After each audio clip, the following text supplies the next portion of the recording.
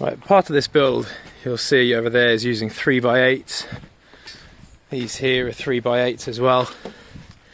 Absolutely massive, massive timbers. And this didn't really occur to me when I kind of bought them and thought about the spec of it. But my circular saw won't get through these. I'll be left with best part of 1/2 inch to 1 inch left on here to cut, which is a pain.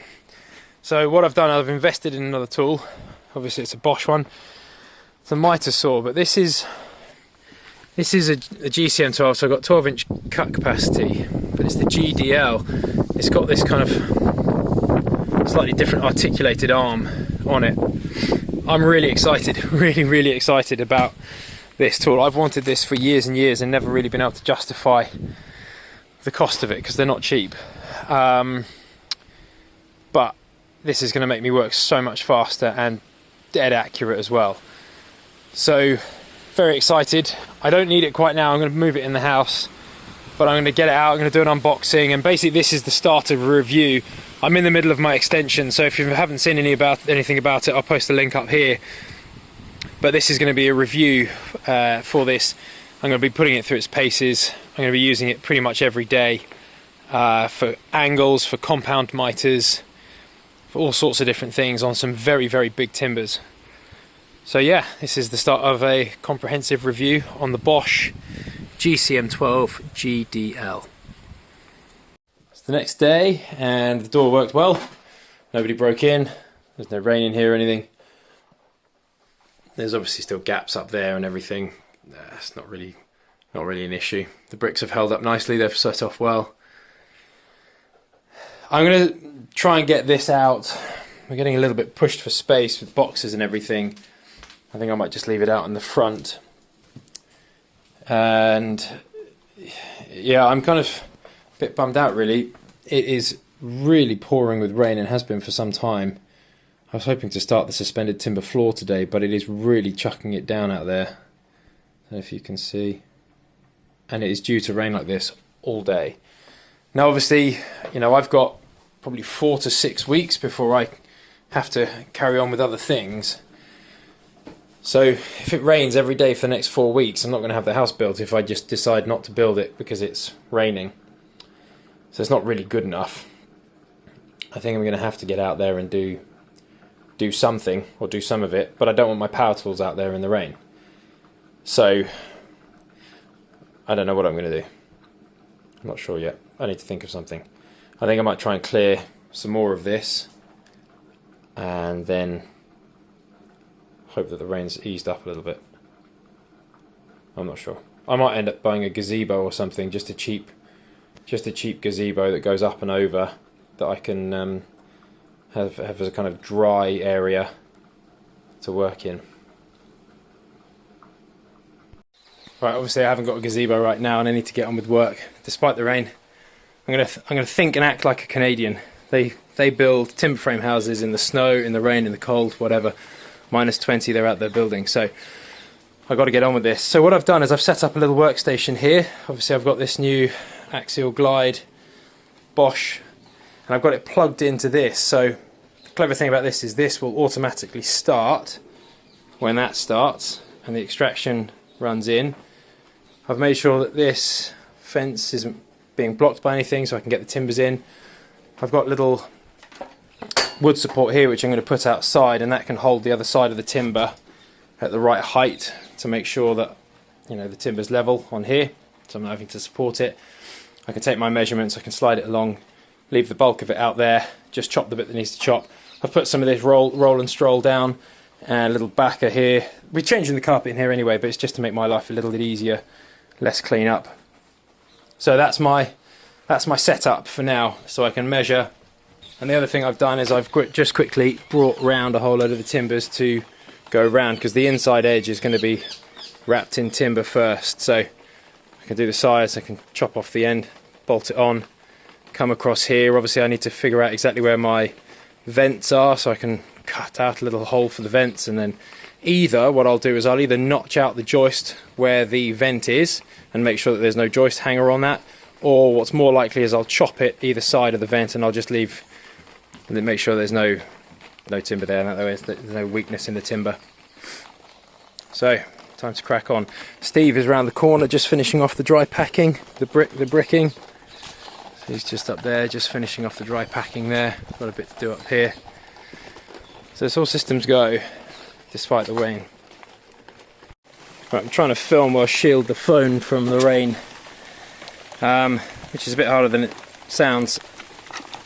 Now what I'm doing is I'm going along and I'm using clamps to help me hold this in place until it is perfectly flush and level with the top of the brickwork, because the brickwork is exactly the height. So this is a little low here. The brickwork is exactly the height of the floor joists in there, not the floor, not the carpet and not the floorboards, but the joists. And that's what I want here. So now I've got these clamps holding it in place and it's flat across. Let me just check that it is level. It should be, because the brickwork is level. Look at that. Wonderful. That is bang on. I won't be able to do it across here because of the clamps. Yeah, perfect. So now what I can do, I can get my drill and I can drill, and what I'm going to do is I'm going to drill and dry bolt them in. So I'm not going to put the chem fix in yet. I'm just going to drill it for now, run in the bolts, and then that'll be that. That'll kind of help just temporarily hold it in place. I can then take the bolts out and chem fix it afterwards when it's a little bit drier. So these are the bolts that have been specified by the structural engineer. Really nice big heavy duty ones that will plug into the brick and hold the timber in place over there. Now I'm going to see if I can get through the timber with this bit. Obviously this is a masonry bit. It'd be nice to not have to switch the bits back and forth all the time. That would be a real pain, but if so, what I'll do is I'll go along and I'll do the timber with this one, and then I'll do the masonry after with that one. Not the end of the world, it's just a bit of a faff. I've got enough on there to get that in, so that works out quite well actually. Hopefully this will get through the timber. Obviously I've left the damp proof behind it to protect. The damp proof laps up behind the timber, that's an important point. And I have to do these every 600 centres. And my joist hangers are every 400 centres, so there is obviously a chance that at a certain point the joist hangers, the joist hangers are on this side actually, but the bolts are going to be at 600 centres, so there is a chance that the joist hangers and the bolts will conflict with one another. But it's not the end of the world, because it'll be fine. Right, I had to go around with the wood bit, but I've drilled out all those holes there, you can see them. What I did is it's fairly arbitrary, but I came in 30 centimetres from there. Then I did them every 600 centres. And then I split the difference between that one and that one there. Ended up being 225 mil. So it's arbitrary to a degree, but actually this method now switching over helps, because in the process of drilling the vibration has actually dropped this slightly, ever so slightly. Not by a vast amount, but by enough that I want to raise it back up again and clamp it again, and then I can start driving the bolts in. The reason that I'm not working out a jig or something to prop the floor up underneath is because the floor deliberately slopes away this way. You can see the slope. We did that on purpose, that any rainwater that does happen to come will run away from the building like that. So a prop won't help me. Clamps are doing fine, and I can now what I might even do is bring the clamps a bit closer, temporarily prop it, but bring the clamps a little bit closer together around where I'm going to be drilling. This is the chemical fixant that I'm using. It's by Rawl Plug. Bonded Anchor, Archem. It's basically a cement concrete, it's a cement-based chemical fixing compound. So I'm going to use this kind of spout you stick in there. It swirls and mixes the chemicals as it's going through. They can then set up a little bit quicker and a little bit better, and then you're good to go. So I just need to unplug that and then it's good to go. You just use a normal applicator gun, same as you would for decorator's cork or silicone or anything like that.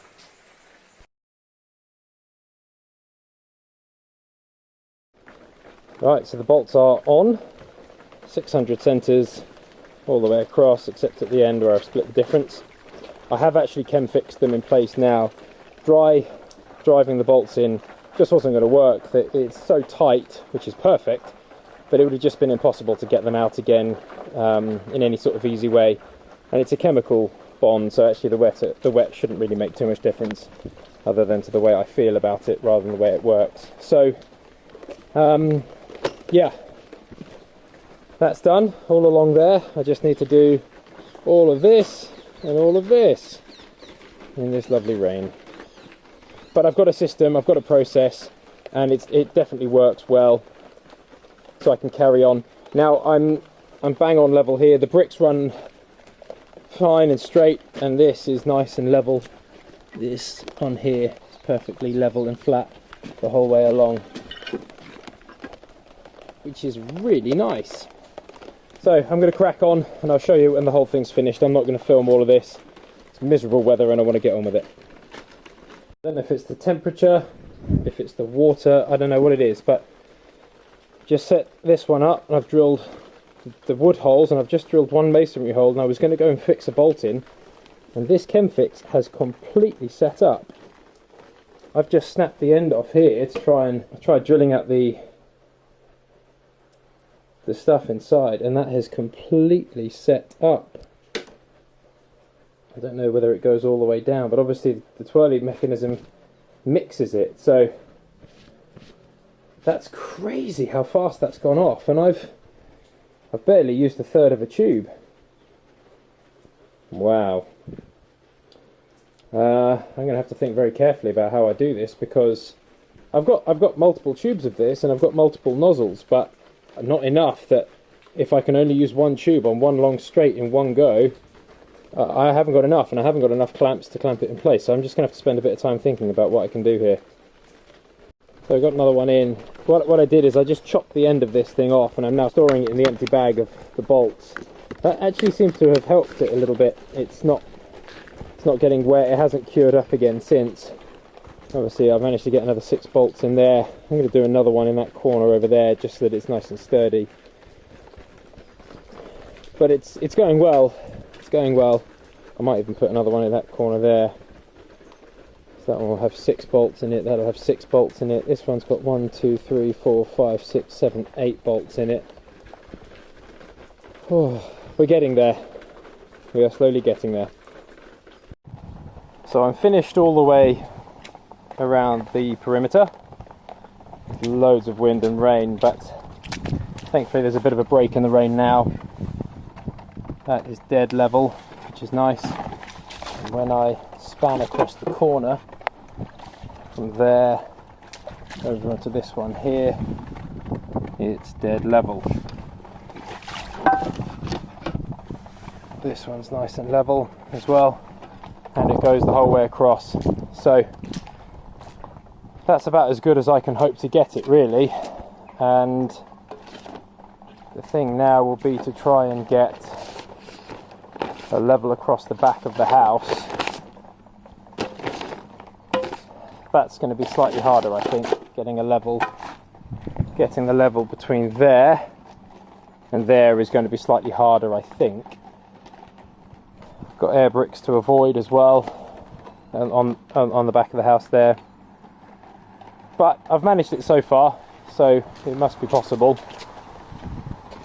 I've done it ever so slightly less than 600 centres, so these are actually every 550 centres, just because it's a long run. I wanted the support there. 2, 4, 6, 8, 9 fixings in that one. We counted 8 in that over here. I think I might just put another one in the corner there. Let's see.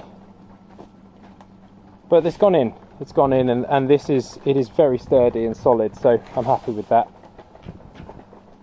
Whew. Miserable weather. Miserable weather. Right, I'm going to try and carry on here.